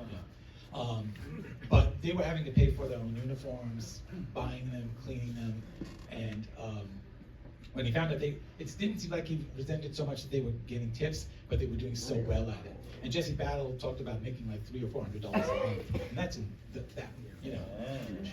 that money. So whatever that equals today for the version. So the punishment was that, okay, you're not going to get any salary. They were being, as I understand it, underpaid from what the white red caps had been getting before them anyway. So then they became solely dependent on tips. And if that changed, whatever the salary was, it was minimal. Oh, thank you. Sure. Mike. Oh, Mike Sasoli. Eric, thank you so much. Is it a national organization or local, the Red Caps? Is it? They became a national union. Well, no, there were red caps in every station. It started at Grand Central. Whatever Grand Central was doing, every other railroad station copied. So Grand Central was like what Central Park is to Great American Parks. Organized? Organized? Well, organized in the sense of, his sense of organization was getting people the job to get in the door. Part of that was easy because once they hired him, all the other white red caps got promoted to other positions or did something else. And within a year, it was all black.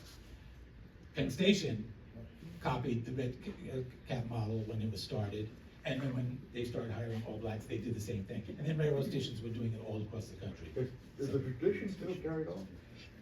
Not so much. Penn Station still has some. Moynihan Station. Moynihan Station, yeah. So it's still, but it's very, very different because now it's not. This used to be, the job was relegated to blacks, and there were a few exceptions. Chicago had still a mixed system for a while. So if you watch the movie North by Northwest, when Cary Grant is in Grand Central, look in the background, you'll see all black red caps there. And then when he gets to Chicago, you'll see white and black red caps. Because I used to wonder, like, it's the guy, it's the white guy, Cary Grant. He's and then I learned later that in Chicago, he would not have necessarily stood out. All right. Jose. Jose Rodales, thank you so much. This was fascinating. Just wondering, in your research, do you know if we still have any descendants in New York City today? Yeah. So he had a big family, and I was really fortunate because his great-grandson, we're exactly the same age, a week apart, became the family repository of photographs of us. And he'd written a book about his, in novel form, about his grandfather, Wesley Williams, the fireman. And he gave me carte blanche to use whatever I wanted. So I went up to his house in Connecticut with my portable scanner and scanned a bunch of things. And a lot of people he was able to sort of identify, but he didn't know the context. And through my research, I was able to say, this is Asbury Park, and they were on the beach, but they were in winter coats, so it's probably, winter time, whatever. So I was lucky in that regard. So in addition to whatever other archives I was using, having that family collection was good. And the first photo you showed of him in the sort of dapper suit, that's from his collection. We have time for maybe one more question. Anybody else? Okay, how about a round of applause for Eric Watson?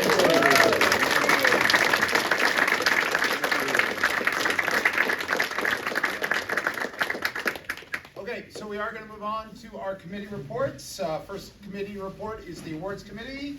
Sarah Lyons, come on up.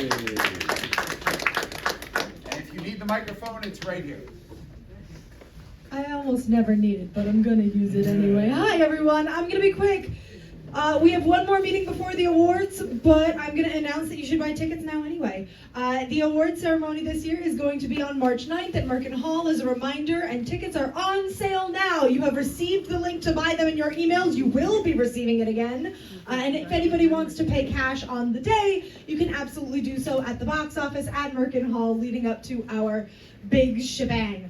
The other thing is, if you are looking to take out an ad in support of one of the nominees, in support of an honoree, free or just to advertise your own services to the various people who will be in attendance at this ceremony, including the nominees. So if you want to get in good with any of these people who are nominated for food, example, as a potential vendor on a tour you can get a discount with, etc., etc. If you want your name in front of them, I highly recommend taking out an ad in our playbill. It supports the work that the awards committee does, and it gets your brand and your image in front of all of these eyeballs that are going to be coming to the ceremony. That has also been emailed to you and will be emailed again. And that's all I really have to announce. Does anyone have any questions? Okay, Jared first. Jared, NYCTourguide.com. I love you so much. Will the program just be digital, or will there be a printed program? It will be, there will be a small program with a QR code that's scannable that people will be able to take with them physically. There will also be a digital program that's accessible through that QR code and emailed to all of our attendees afterwards. So this will be a deliverable in their inboxes and in their hands in the way that we could think of that was most economically and environmentally responsible. Andrea. Andrea Coyle. Last meeting you asked, you were reaching out for beer distributors. Did you find one? Pending. Okay, good. Thank you. Question was, did we find a beer distributor? In case you didn't hear. And the answer is pending. All right. I'm waiting to hear from Heineken. Okay, all right, thank you, Sarah. Next up, we need a rebranding committee, Catherine Hill.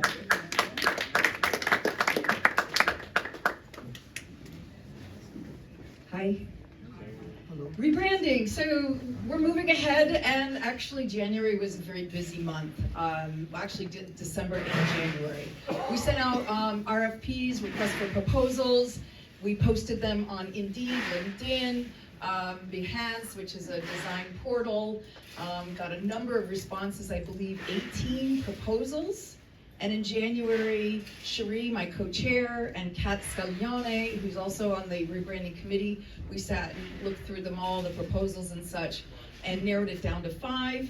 And then we asked for more samples that were more specific to our needs. Brand guidelines, which will be the rule book of how you use your logo, and I'll get into all that nitty gritty next month.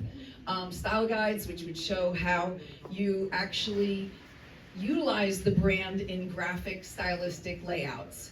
And then we narrowed it down to 4. And last week, Cherie, Kat, and Michael and I conducted interviews with the 4, and we narrowed it down to 3. So very exciting. And so tomorrow night we're going to be presenting to the executive board, the rebranding committee, as well as the committee chairs and any other, I think that's it.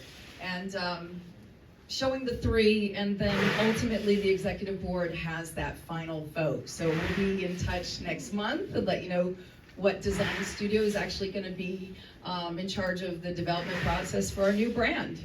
One important thing that's happening right now is that Cherie and I are planning for the implementation. So we're like getting ahead of the brand already being done.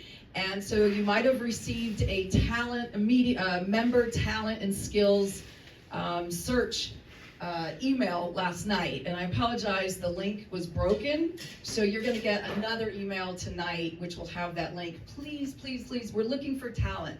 Our budget is so small to create the development of the brand. We really need talented people to help us execute it, i.e. creating content and doing work where it'll be presented in social media, on our website, and a number of other things. We sent out an email to committee chairs asking them what kind of communication needs they have. So the talent search went to the whole membership. And so hopefully we're going to hear back. We're looking for writers, we're looking for creatives, people with graphic design or graphic production, all sorts of things. So please, if you have any talents, we know you do because most tour guides came into this industry from another life. So we want to know who you are. Writers, definitely, we need some of those. So let's see. That's real important. So next month we'll have a lot more to say. So what does the development process take? How does it go forward? Well, we're going to be meeting with the candidate this week. As soon as we congratulate them, we'll have a meeting, and we're going to present them with our discovery phase materials. I have to say, during the interview process, our candidates were really impressed that we underwent a comprehensive discovery phase internally, knowing that we had such a small budget and that takes us very time consuming. We did it already. They'll probably have a few questions for us, and then they'll get to work, and they'll probably present us with 3 ideas, and if we like them, we'll pick one. Otherwise, they'll just go around again. So anyway, stay tuned. Let me see if there's anything else. So we have the talent, yeah, that survey is important. Please, please, please respond. We're developing a deliverables list, and that's basically all the things that we're gonna need to use our brand for. So think of brand as like an umbrella. And under that umbrella, we're gonna have a logo, we're gonna have colors, we're gonna have a tagline, we're gonna have fonts, and some sort of style guidance will, kind of lead us in how we can implement the brand. Let me see if there's anything else. Yeah, so if you have any questions, I think that's about it. We'll keep you informed, definitely, in the process. It's very exciting. Okay, great. Before I open up to questions, I just want to make 2 other comments. Number 1, this gives you just a glimpse to the amazing amount of work that Cherie and Catherine and the members of the committee have been doing. When we embarked on this initiative, a lot of people asked, well, aren't you just designing a logo?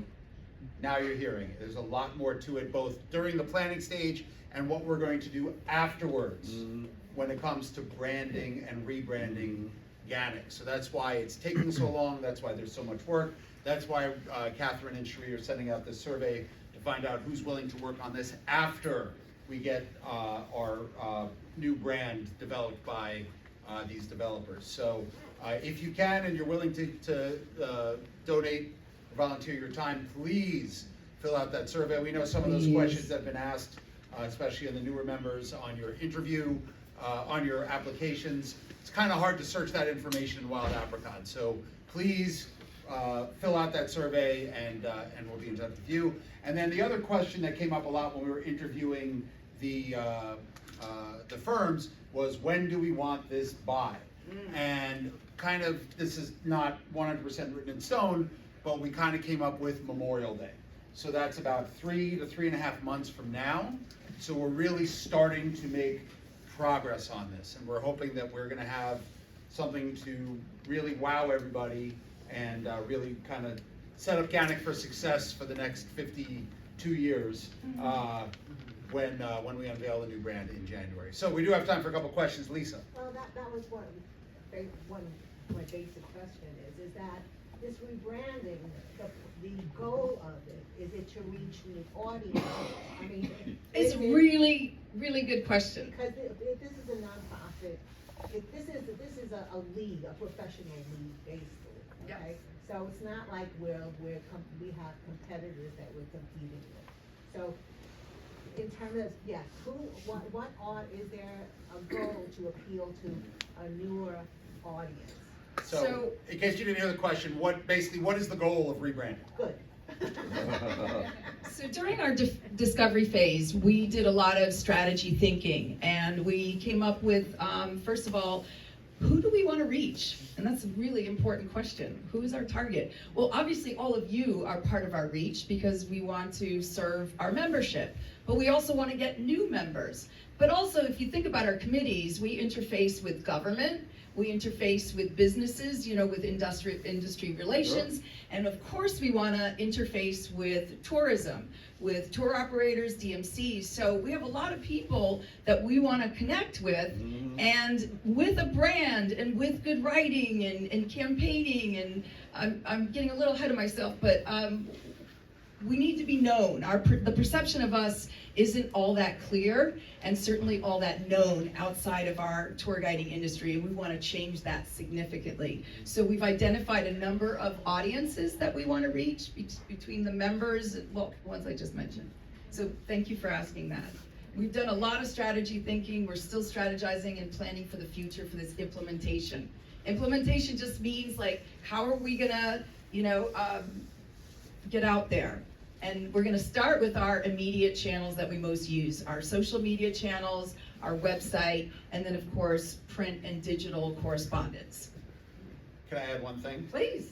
So you said we don't really have competition, and to a degree that's true, although we do obviously compete to attract new members and get them to invest their money and their time in the association. But one of the firms that we talked to the other day, I thought it was really interesting. They commented, not in this many words, but how we're kind of competing with all of the other noise and all of the other associations and all of the other tourism industry, associations and organizations. So while we might not have direct competition, there's not another tour guide association in New York. We are competing for people's time, for people's money, for people's attention. So that's another big part of what this initiative is all about. So. In fact, when we introduced ourselves to the candidates, one of the things that we kept harping on is we're all volunteer. We're not for profit, all volunteer. So you need to create a brand for us that's going to be usable. And again, a brand isn't just a logo. It's a whole encompassing visual identity. And voice and tone, we'll get into writing and that and personality later. So we need someone to help us get a start. And how can we create our own in-house team, but they're providing the style guidance to help us get started. So again, the talent member search is really key. Yes? Bill, then Harvey. Okay, oops. It's Bill again. Anyway, I just wanted to emphasize that it's not so much the competition as it is the audience. For example, I know a number of guides who neither have license nor are members of this, who are hired regularly. So the people who hire them are not just you and me and this guy around the corner. Right. They're hired by organizations who do not seem to know of us being a legit group. I mean, they don't have licenses. It's amazing. So they get away with that. You should report them to Style 311. Yep. I'm sorry, I missed it. So they don't have licenses. They do not have licenses, and they give tours If anyway. anybody knows of a company, because this is how, I don't want to get off topic, but it is the only way the Department of Consumer and Worker Protection can go after the issue of non-licensed guides is by going after the companies who hire them. Right. They do not have the capabilities to search everybody's license as you're leading a tour on Wall Street. So if anybody knows of a company that is breaking the law by hiring unlicensed tour guides for pay, okay, if they're for free, they technically don't have to have a license, right? But if it's for pay, call 311 and report it. There was at least one company last year that was sanctioned by DCWP for hiring unlicensed guides, although I have to admit I don't really know what the follow-up was in terms of how they were sanctioned. But regardless, yes, that's the goal, is to get everybody in the tourism industry and members of the public as well as the government to know who we are. We'll send ice after them. We came up with the phrase, we're 52 years old, it's time for us to grow up. That's kind of where we're at in terms of GANYC. So Harvey, then Ellen, and then we do have to move along. Can I just say one thing before you, because it's on the top of my head. We're rebranding because we need a visual identity, but our brand is within the hearts of all of us. 52 years of a legacy and history. We advocate for our industry. So our brand is within us already. And that's that umbrella idea. I mean, Mike wrote a brand story, and it was brilliant because when you reflect on who we are and what we've accomplished and what we do, that's how we're gonna get out there. So our brand is the essence of who we are as an organization. The visual identity is gonna be able to kind of give it a face, in a way. Harvey. Harvey Davidson, I answered your email, and I clicked submit at the end of it, and I didn't get any response that was accepted. Are you saying there's a broken link and I have to put in all the information again? Well, if you got through the survey, what happened was we put the link in, and it was still in preview mode, and so you shouldn't have been able to submit, actually, because people wrote me and said, "Oh, I can't work with this." So we fixed it. We published it, and so I will look and see if I got anything from you, because if you were able to submit, maybe because of your status as a, I don't know how to explain that. Is it set up that when because some surveys go out and it's not set up necessarily that once you submit, you get a message back, received. So, So you don't know. I believe in the back, we can set it up so that you get some sort of reply automatically. I will look into that. I'm doing that tonight. So just look in your inboxes tomorrow morning. I'm sorry? Google Forms. Is it Google? And where did you do the survey? Google. Forms, yes, you can do that, I'm sure. Because Okay. that's helpful. Okay, Okay, so, we yeah, gotta, we gotta please. move on. Ellen, last question, then we do have to move on. I think that, the main people we should be contacting are not the main people, would be the TOs. I mean, EF, you have to be licensed, World Strides, you have to be licensed. Okay, I'm gonna stop you there. So We're not that's a getting into GANYC matter, licensing not a discussion right branding. now. But yeah, I mean, No, but we can send the branding out. Yep, when once it's we have the brand, we are gonna let everybody know. One of the reasons why, in my opinion, and having been in leadership for close to 10 years in GANYC, that we have not been as aggressive and successful is we don't really have a cohesive story to tell, visually, verbally, et cetera, this is gonna coalesce all of that and really empower us to make ourselves known to all of those different audiences. So, and you will all be part of that implementation just by, I mean, look how branded we are right now with Yeah. our lanyards and our pins and things like that. That's just a minimal part of it. Okay. Thank you, Catherine. Okay, next up, the membership committee. Reporting is Jeremy Wilcox. This is the microphone that works. Good. So I just wanted to, again, like Michael did, thank everyone who renewed, and I actually want to add an addendum. I did the percentage calculator this morning, and our renewal rate at the 347 members is just over 90% retention rate from last year. So that is really quite incredible. I want to specifically thank some of the new members that we've added in the last month. If you are here as I call your name, please raise your hand. Robert Lisson, Alexandra Strimbu, Tyler Rutledge, Julian Morales, and Georgette Miliagros. Oh, all right, welcome. And I just want to note, apropos of that, for anyone who's joined GANYC within, say, the last 6 months or so, if you haven't been to one of our new member orientations yet, we are hosting another new member orientation at Pier 57 on Wednesday, March 25th. We host these sessions generally about twice a year to help new members get to know the association, how it works, what the various committees are, and how they can become a part of all of that. So we encourage you, if you've joined within the last 6 months or so and haven't yet attended one, the last one was in October, I believe, to please sign up for that. And I just want to do a little thing here as I wrap up. If you have joined GANYC within the last year, please raise your hand. Okay. Thank you guys. Now, if you have been a member of GANYC for over 5 years, raise your hand. Good chunk of the room. We would like these two different groups of people to get to know each other. So we are, as you can see, there are pizzas there. We're going to be having the after meeting get together here. There's a bar right through those doors over there, and stuff like that. So if you have been a member for 5 years or more, get to know the people who just joined in the last year, and vice versa. So please stick around. We have a great after party, I guess, so to speak, here. Thank you. That's our membership report. Questions for the membership committee? Okay, thank you, Jeremy. All right, next up, education, Nina Mende.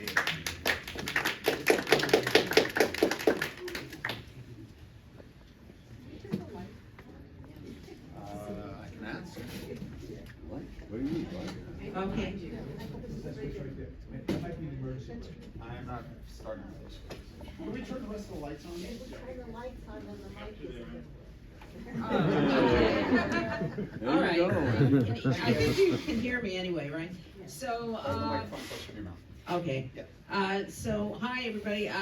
We have a big team education. I always mention names because we're an organization of individuals. So, Bob Gilbert, Jeremy Wilcox, John Semlak, Lisa Puccio, Susan Birnbaum, and Eileen Rourke, Mark Tapano, Sarah McGrath, Suzanne Reisman, Lee Hallingby, who's joined. She was our liaison, and our new liaison, Daria Walcott. Yay! So Lisa, in case you don't know, congrats to Lisa. She is being chosen for our next Apple Awards Guiding Spirit Award. Wow. You can say, standing ovation for Lisa. She's been with the committee since 2009. She's, if you have an idea for a guest speaker, she's the one usually to contact. So anyway, we are starting our 250th anniversary, our 52nd year. We're looking forward to developing programs celebrating our 250th and working, of course, with Gary. And we welcome your participation, any programming suggestions. Fam tours, site visits, site inspections, pre-meeting fans, venues, visits have all been a part of our organization since our founding. So it's like really, so thank you for tonight's guest speaker, for arranging it, all the people, which would be Lisa and Eileen Rourke, and Norm Goben was suggested by George Tonkin and arranged by Lisa Puccio and Ann McDermott, I think. What? Oh, she had nothing to do with it. So Ann McDermott. Ann McDermott. Yes. Yeah. Okay. Sorry, Ann. Okay, great. So we're currently working on our guest speakers 2026 season, and we have some slots available more towards the fall. If you have an idea, let us know. Sometimes a speaker that you know can turn into a fam tour or a professional development program. There are lots of ways to go. If you meet someone you think is phenomenal, there are ways of incorporating into our programming, especially since we're having a 250th. We have a busy schedule of February, March 2026, starting with How Catholics Became New Yorkers with Joseph Nipper. That's not right there. Yeah. That's tomorrow. February 12th, and I can't, in New York Public Library is New York Exhibit Tour. Jose Black and Lisa organized that. February 25th, B2B Venue Fam with M&S Schmalberg, the flower manufacturer in the Fashion District, organized by Eileen Rourke. It was so popular, we now have 2 sessions. The 11 to 12. One slot left at the 2 o'clock. Yeah, 1 slot left from 2 to 3 on February 25th. February 26th, Strange and Sensational Stories, Midtown with Kat Scottaleone. And it's a debut tour developed from the certification course, so is Joseph Nippers. And by debut, these are fantastic tours, so they're very high professional level. So, Fam Tour, March 1st, Sinatra's New York with Andrew Newman. March 2nd, Fam Encore, Grand Palaces of Retail, Part 1, Ladies Mile and the Fascinating History of New York City's Gilded Age Department Store, 1846 to 1910, with Daria Walcott, also developed during the certification course. And March 25th, a GANYC tradition, the Triangle Shirtwaist Fire Memorial Tour. This year, it's going to be with Eileen Rourke and Debbie Wells, and it's a torch that was passed on this year to Eileen to do it this year. And it was started by Lee Gelber way back and carried onward by Robin Garr. And one year we actually did it from the fire department's point of view with Kevin Fitzpatrick and Robin Garr, giving credit to all the people who worked on this. 30 seconds, okay. March 26th, to be, we didn't get it final. Upper East Side icons on Andy Warhol and Truman Capote walking tour with Rosemary Shimovian. There she goes, Shimovian, okay. And we have an index of tours that we've done in the past month, so if you want to, that's not included in the minutes. As you see, I'm going through a lot of stuff. And if you missed our webinar, Andy McPhee, The Doctor's Ride of 1788, and offer presentation of unique New York stories, you can get access on our website. Our next meeting is February 18th, our Ed meeting at 6. So we had a lot to say. Yeah. Any questions for Nina? Okay, thank you, Nina. And our final committee report for tonight, the America 250 Committee with Gary Dennis. Okay, all right, do I need this? It's up to you. Okay. Oh, wow. I gotta fill this room. Okay. So just to be clear, I'm also a member of the Sons of the Perums. Oh, come on, that worked in rehearsal. All right, anyway. Okay, Sons of the Shtetl. Oh, Jesus, all right. Wow, okay, tough crowd. As of today, this is a committee without a body. At least I think it is, all right? I know that Kat says she's in the committee, all right? Okay, so I have a committee of one. So this is an open committee. We don't have regular meetings. At least I have not planned any, but you contact me on NYC, what the hell's the name of this thing? NYC400@GANYC.org. There you go. I have now started the ball rolling with New York State's 250 thing, and also, even better, is I had a meeting with the director of the Gotham Center of New York City History over the phone, with his, I'm not sure of his position there, but a man named Ted Knudsen. They are already planning a great deal. We are discussing how we're going to partner up with them to do America 250 type tours and things like that, the Freedom Trail and all that.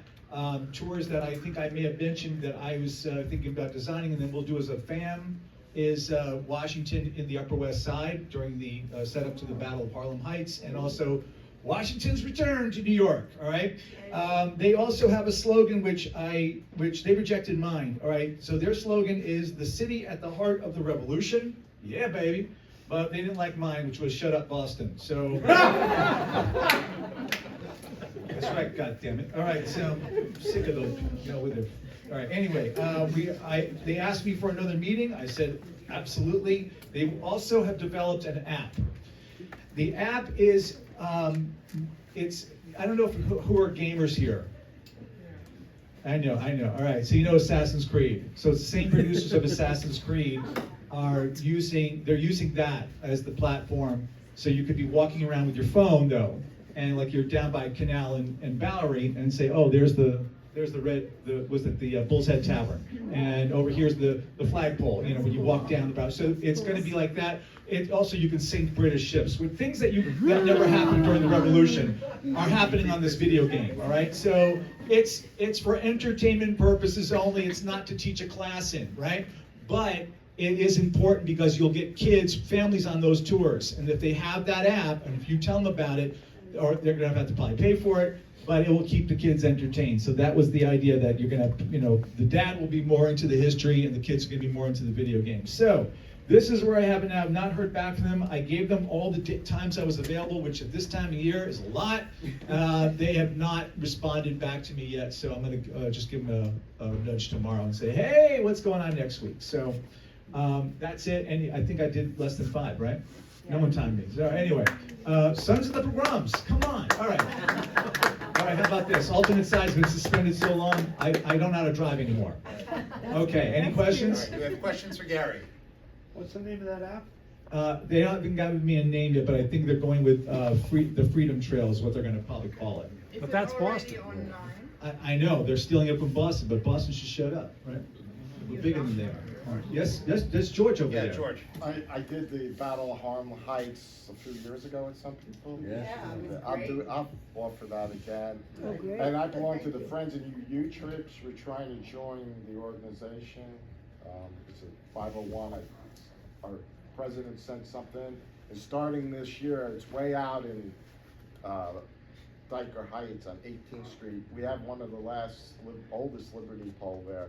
And we're trying to celebrate that every year, usually around the day after Thanksgiving. So I'll throw that already out as a fan.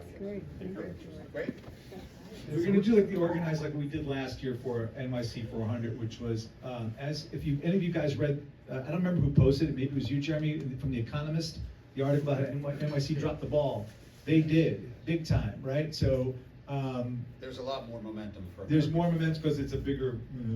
All right, but that's why I do want to keep NYC 400 in the name, because I think it was overlooked by too many people. So. All right. Thank you, Gary. Oh, sorry. One more question. Yeah, Stan. It's not a question. Stand up, please. I am Stan O'Connor. You'll remember my father, Cardinal O'Connor.